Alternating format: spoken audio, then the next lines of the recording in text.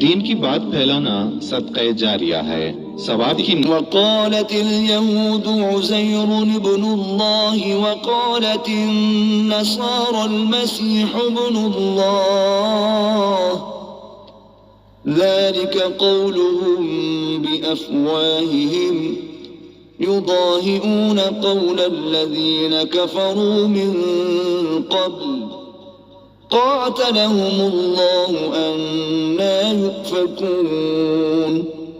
اور یہود کہتے ہیں کہ عزیر اللہ کے بیٹے ہیں، اور عیسائی کہتے ہیں کہ مسیح اللہ کے بیٹے ہیں۔ یہ ان کے منہ کی باتیں ہیں، پہلے کافر بھی اسی طرح کی باتیں کہا کرتے تھے، یہ بھی انہی کی ریس کرنے لگے ہیں۔ اللہ ان کو ہلاک کرے، یہ کہاں بہہ کے پھرتے ہیں۔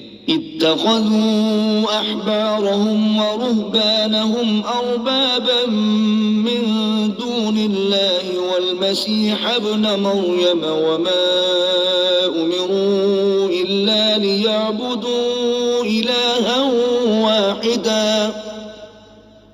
لا إله إلا هو سبحانه عما يشركون۔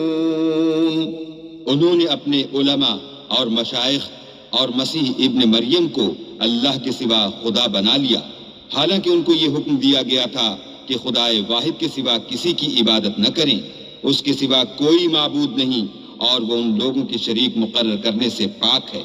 يريدون أن يطفئوا نور الله بأفواههم ويأبى الله إلا أن يتم نوره ولو كره الكافرون۔